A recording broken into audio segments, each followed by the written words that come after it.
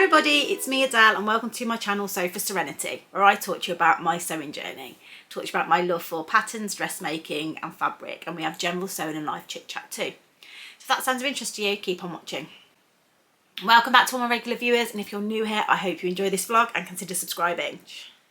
So today I'm here to talk to you about the MakeNine challenge. So I'm going to talk to you about my MakeNine challenge that I set myself last year, well, at the beginning of the year, and also talk to you about my plans for 2023. So the MakeNine challenge is an annual year-long making challenge hosted by Rochelle of Lucky Lucille.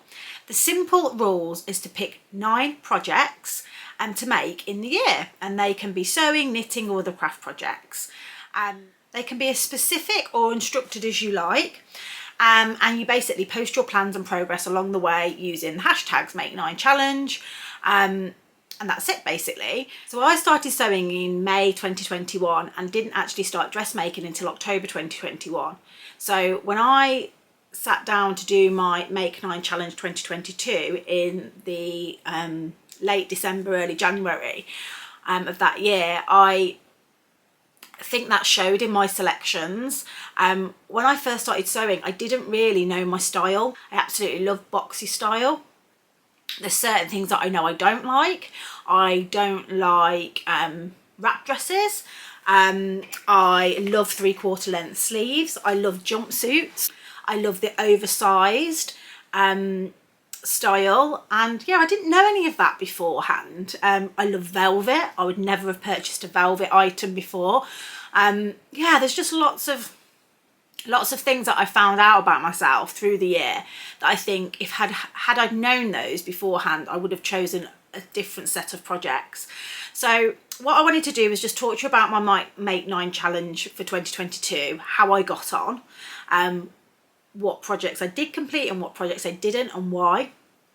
And then I'll talk to you about how I'm going to tackle the 2023 MakeNine challenge. So I've put my grid up so you can see.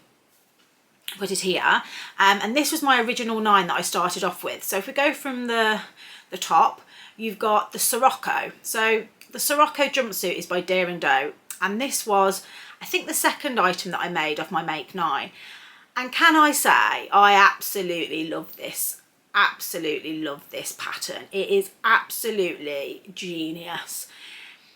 It's one of those patterns that it's so versatile in making it either a really dressed up version. You could make it in a stretch velvet, in you know, a really nice stretch satin, or something really, really you know, extravagant, or you can just make it in a cotton jersey. Now, and you can obviously do short sleeves. I'm not sure you can do long, it doesn't come with long sleeves, but when I made my version, one of the things that I know I really like is 3/4 length, so I extended the sleeves down.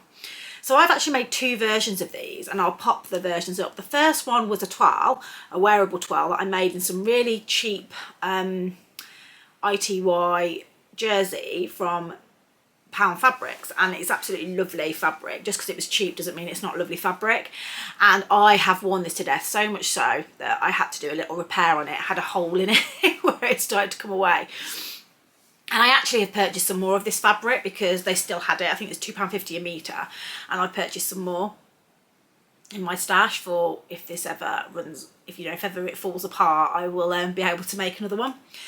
And then I went on to make my real version, or my proper version, in some Little Johnny, so it's like a celestial print jersey that I got from Sew Hayley Jane subscription box, and I absolutely love this version. I feel absolutely amazing in it. Now I can't actually wear it at the moment because I've put on too much weight for it to fit me, so I'm really keen to slim down so I can get back into this Sirocco, which I absolutely love, and I just would like to make a lot more of these. I think they're lovely. So I got off to quite a good start. The Sirocco I loved, and I made 2 of them. The next one on my item was the Kilo wrap dress, which I actually did make, and I absolutely again loved this dress. I made it in a kind of beige spotty, it's like Dalmatian print, and it's absolutely lovely. Again, really, really flattering, really loved sewing it, and again, we'll probably make some more. I think it's, again, a really versatile pattern. You can make it in, again, a really dressed up fabric, or you can make it in just a cotton jersey. You can have sleeves on it, you can have short sleeves, no sleeves, 3/4 length sleeves. You can make it into a jumpsuit as well. I mean, it's a really versatile pattern. And yeah, I think the Kilo wrap dress by Named Patterns is just a really great pattern. I've only made one of these, but will make more, and absolutely loved it. So those two patterns were really successful for me, and I think I made them quite early on in the first couple of months. When I find the photographs, I'll put what month I made them in. So I thought I was doing really well, and I was, to be fair. And then things kind of stalled a little bit. I think I got caught up in the new shiny patterns. I started to understand what style I liked. My YouTube channel took off a little bit as well, so I was getting asked to do collaborations and, you know, make different things, and oh yeah, I think it was just got a bit overwhelming, and you know, some of the things that I'd got on there I just didn't have the desire to make anymore. The other item that I had on there that I did finish was the Carolyn pyjamas. Now these are by Closet Core, and I absolutely am a massive fan of Closet Core. I think out of all of the pattern companies, along with Friday Pattern Company, Closet Core is the one I've made the most patterns for, and I really like them and rate them as a pattern company. Now, I made the Carolyn pyjamas, and it's one of my most memorable, enjoyable sews from throughout the year, and I think the reasons behind that was I used a fabric that I really loved and was quite precious to me. It was a Mickey Mouse cotton, and I really took my time over it. I really took my time, and it was a slow sew, and yeah, it made me, I just really enjoyed everything about it, and the finished product is amazing, and I'll put that picture of me wearing that up. So yeah, that was one of my favourite pyjamas set that I made, and I do love them. They're almost too good to wear to bed, and yeah, I wish I kind of had a pyjama party to go to. So yeah, so out of my MakeNine challenge, I did complete the Carolyn pyjamas, the Sirocco, and the Kilo wrap dress. So 3 out of 9, so not even 50%. So let's talk about the ones that I didn't make. So the first one on the grid is the Eden jacket by Tilly and the Buttons. Now I think I put that on there because I was keen to get a waterproof jacket in there, and I'd seen Helen from some Stitch Rip Repeat make a really awesome Eden jacket, and I just wanted to do one. So it went on there, and I thought Tilly and the Buttons would be a great pattern to try, because for my first coat, because they are easy-ish patterns. And you know, it was on there, and I did plan to do it, and as the months went by I just fell out of love with it. So it was something that I decided I didn't have the desire to make, and therefore decided I wasn't going to do it, and that was a shame, really. And I think that's really important. You've got to really want to do these things, and new patterns come out. You know, I became more active with watching YouTube and finding out about different other Anorak patterns that actually I would have liked to have done more so. The other coats that are on there, so they're also on here, is the Oslo coat by Tessuti Patterns. Now I do actually love this coat, and I still want to make it.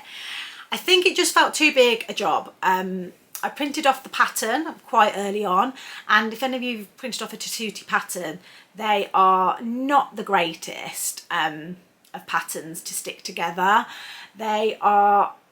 The writing on them is actually handwritten on, that it's just not the most professional. I think this is one of the ones that I need to get printed out on A0, because then it won't feel as such a challenge. And I think that's what was putting me off, sticking the PDFs together, which usually I love doing that, but this was just quite overwhelming. So yeah, the Oslo coat is gorgeous. It's definitely something I want to make up, so I am going to keep it on there. It really is my style, and I love it. So yeah, and I've got the pattern, so I want to do that one definitely. And then moving on to the Yanta overalls by Helens Closet. I'd seen lots of versions of these, and I really do love an overall in a ready to wear, and I've got quite a lot. This was something that I really wanted to make, but I didn't have the pattern, so it kind of took a back seat. And I never really got round to it. And then there was other patterns that kept coming out that I wanted to buy. So that's one of the reasons why I think I never got round to that one. And then as we move through to the last couple, we have the Ilford jacket, which I definitely still want to make. I've got the fabric, it's all ready to go. So that is something that will be happening. I've got the pattern, I've got the fabric, and I do definitely want to do it. I just ran out of time. I think I made the heather blazer and I did 2 of those, so that kind of took that slot really, but I'm okay with that because I do still want to make it. And then the other couple on there, we had the Anna Allen Palomo pants, which I do now have the pattern and I do want to make. So again, that is going to carry over in 2023. Now, I think the reason why I never quite got round to these was I didn't have the pattern for a long time, and I did do a trouser fitting course. Was it in the summer? In the summer of last year, of this year, sorry, in the summer of this year, in the summer of 2022. And I was kind of waiting till I went on that before I started going into trouser world. And then once I'd got into that world, I started looking at other trousers, and these kind of took a back seat, but these are still on the list of ones that I want to make. And I do have the pattern now, so that's great, and I will look at making these. I'm even thinking of doing these in January because I do want to get some elasticated comfy trousers. And then the final make on my list was the Pauline dress by Closet Core. Now, the main reason why I didn't make this was because of my weight.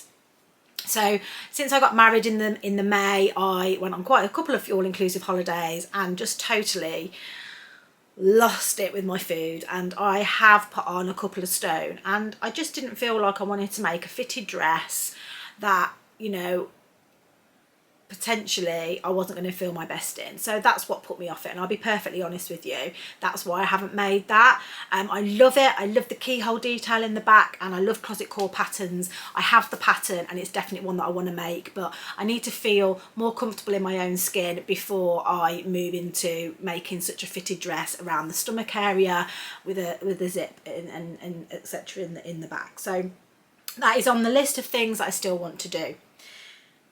Now, halfway through the year, I did have a review of my MakeNine and revised it slightly, which I think is okay to do. So I'll just share that grid with you now as well.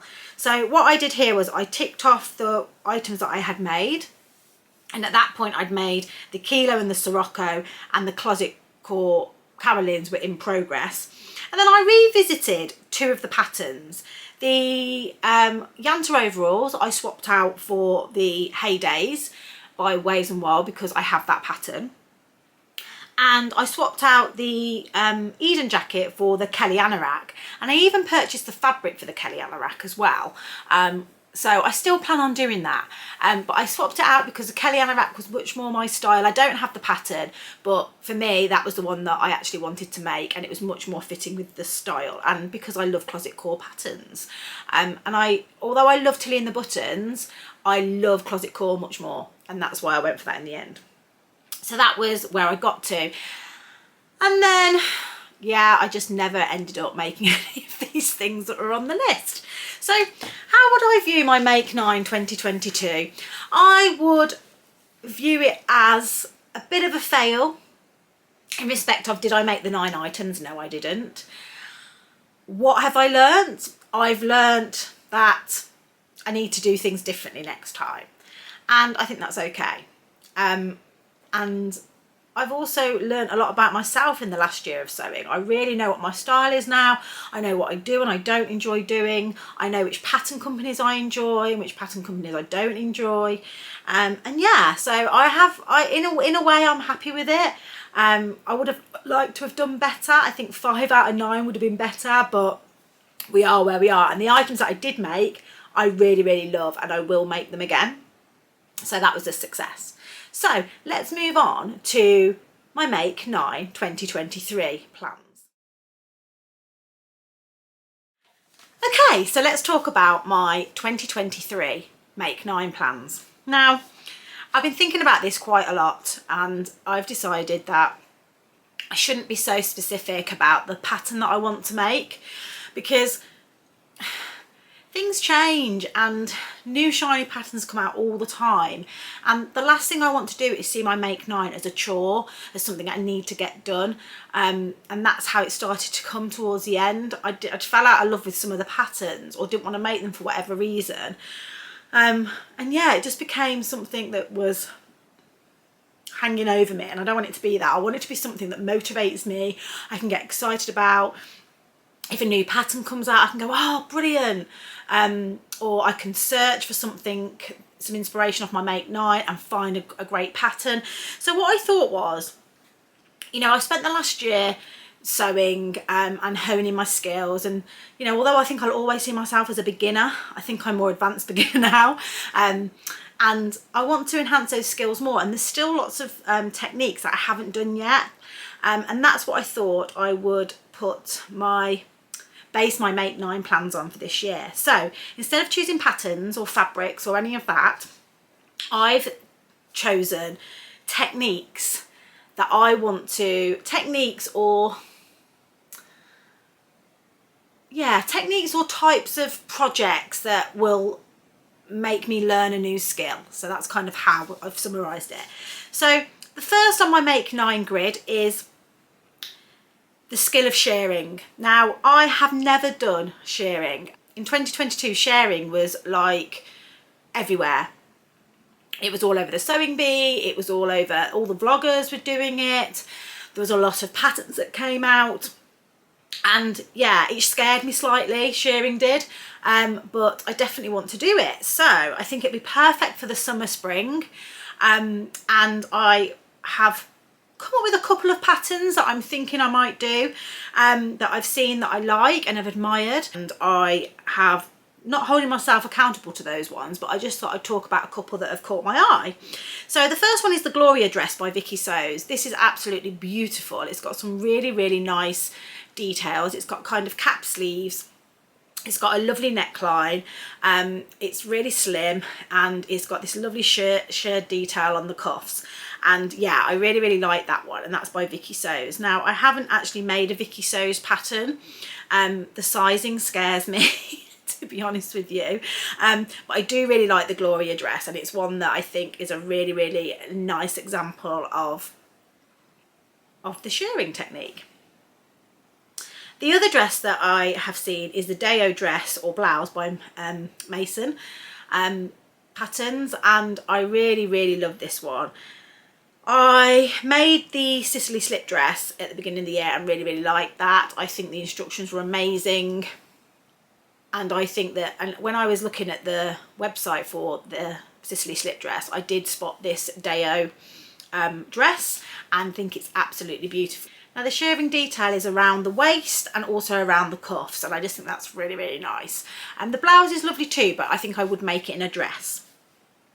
And then finally, you've got the McCall 7962. Now, I do own this pattern, and it's a two-piece trouser, short and crop top outfit, and as two options, you can either zip in the back or put shirring in the back, and I think that would be really, really nice and make it easier to fit. So yeah, I really, really like that one, and that's something that I think I could use as well. So they're my three kind of options for the shirring technique. My second project or technique is quilting. So I do have quite a lot of pre-quilted fabric already, but something I'm really keen to do is perhaps have a go at quilting myself. And that might be in the form of a jacket. So you've got the Heydey jacket by Megan Nielsen, or the Tamarack jacket by Grainline Studio. But also you can, Adam Sews has released some really lovely bag patterns, makeup bag patterns that you can learn to quilt on those. So yeah, I am not saying I'm going to do this big quilted jacket. or anything, but I would like to have a go at quilting. I love the precision of quilting, and it's something that I really want to look into this year. So yeah, quilting is my second technique that I'd like to learn this year.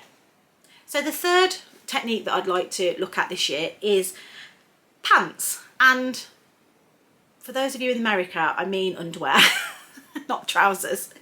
So in the UK, I call knickers pants, underwear, you know. So yeah, I really want to make some. So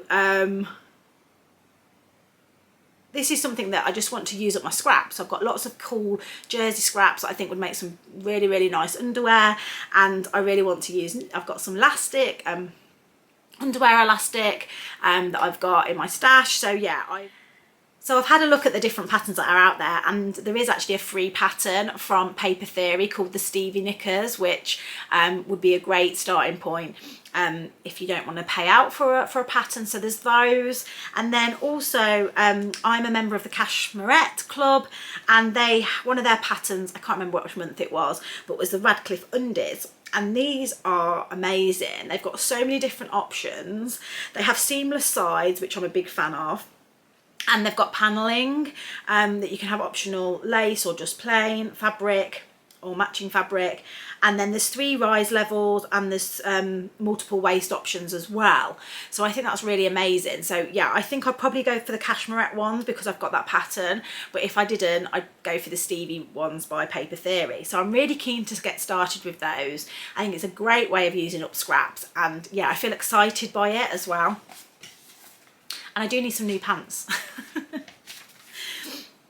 So my fourth plan or technique is jeans. I think everybody at some point wants to make some jeans, but they're very scared by it. So there's a couple of different jeans options that I have found. And when I was doing my research, it really came to light that I'm not a stretch jean lover. I don't wear ready to wear stretch jeans anymore. I like a mom, high-waisted, comfy fit. So when I was doing my research on different patterns, that's what I kind of went with. And the couple of options that I've got are the jeans, the Dawn jeans by Megan Nielsen. I think they're really nice. I like the style of them. The mum jean version I really like, and that's what I'd go for. The Sew Over It Ultimate Jean, again, has a mum version. I am a member of the Stitch Academy, Stitch School, so I have got that pattern already. And you actually get tutorials, and you get basically walked through that. So that would probably be a good one for me. And the other jean that I really liked was the Anna Allen Helene Selvage jeans. They're really nice as well. I think they're a really cool jean. And they're all made with non-stretch denim. So yeah, I think, you know, the techniques is obviously the top stitching, you know, the yoke, getting the fit right, and also, you know, the coin pockets and all that type of thing. I think would just be really, really fun. And it'd be I'd have that as a really slow project. I'm much keener to do more slow sewing this year, to really hone some of these techniques. So that's that one. The next one on my list is hand embroidery. So I have talked to you before about my desire to have an embroidery machine. That is not happening anytime soon because they are very expensive. However, I do have this vision of this white cotton dress blouse, boho feel, with some lovely floral embroidery. And I'm thinking that I should have a go at doing it by hand embroidery. So I had these come in one of my subscription boxes, and I cannot remember which one it was. But basically these are called stick and stitch embroidery designs. So you basically actually stick them onto your item of clothing, and then you follow the design for your embroidery, and then you wet them with warm water, and the paper disintegrates, and obviously you're left then with your embroidered design. So I'm thinking that would be a perfect little addition to a beautiful top that I make. Now, I'm not very good at embroidery. I've done a bit of cross stitch, but yeah, I'd have to learn that. So that's again another technique that I'm really excited to learn. And yeah, I'm sure watch a bit of YouTube. I'm sure I can learn the techniques. So yeah, very excited about that. And I'll put a few pictures of kind of what I'm thinking of to give you that inspiration that I've got in my head. And then number 6 is an overlay. So I talked about last year, what I mean by overlay is I really want to make a wilder gown with some lace material. I've got a couple of options, or sheer material over like a slip, and yeah, I'll put you a picture of what I'm talking about here. And that's really, the techniques there are about having nice seam finishes. So obviously if you're having an overlay dress, you probably want to do French seams, because that material is see-through, so you want the seams to be really, really neat. So yeah, that is what I'm thinking as another technique. Number 7 is a swimsuit. Very, very keen to make a swimsuit, and I again just want to use those techniques. I have sewn with active wear before. I made some leggings this year, but I do want to have my own swimsuit next year. So a couple of the I do own the Zahara Sew Over It swimsuit design pattern, because I'm a member of the Stitch School. It's a pattern you get free with being part of the Stitch School, and they have a tutorial as well on how to do it. And then the other one that I like is the Sandpiper by Helens Closet. I think both of those are really nice swimwear that probably fits my style. So they're the ones that I'm thinking of at the moment. And then number 8 is going to be a coat. I do really need to make a coat. So I do have the Oslos from last year on my from my MakeNine of 2022, and I've got that pattern and I've got the fabric for that. So it could end up being that one. Or I do have the Yates coat pattern by Grainline Studio. That pattern is a really nice pattern as well, but I'm basically not going to say which pattern I'm making, because there might be you know, in a month's time there might be a new coat pattern come out that I really, really love, and it motivates me to do a coat. So yeah, the coat making skills I do really want to learn. Mainly sewing through thicker fabrics and working with thicker fabrics, and all the techniques that come with the pressing and all of those types of things. So yeah, that is definitely something that I want to get done this year. And then finally, my final thing that I want to make this year is some running leggings. So I really, really want to make some leggings that have a pocket for my phone. It's just something I've always looked at, the Fabletics leggings that have the phone pockets, and yeah, I really want to make myself a nice pair, just a black plain pair for running. And I've seen the So Liberated have some leggings that have the pocket in, and I think that's one that I want to make. But again, I'm not going to say that's definitely the one I'm going to make, because there might be a new pattern that comes out. So yeah, some running activewear leggings that I can use to go running, because I am going to get fit this year.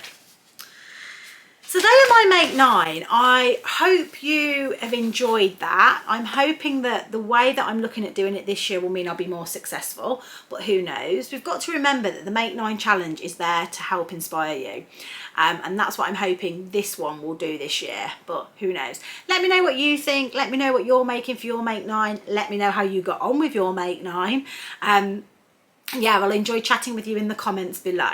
So that's all for now. I will obviously post this on my grid. I will obviously post my MakeNine grid on my Instagram, and I will keep you updated throughout the year, and obviously do a midway point, etc. And hopefully this time next year I'll be in a much better position. So I hope you've enjoyed this vlog. If you've liked it, please click the like button, and if you don't subscribe already, please subscribe. If you want to support my channel further, I do have a Ko-fi account where you can buy me a coffee to show your support. Thank you so much. I'll see you all soon. Happy sewing. Bye.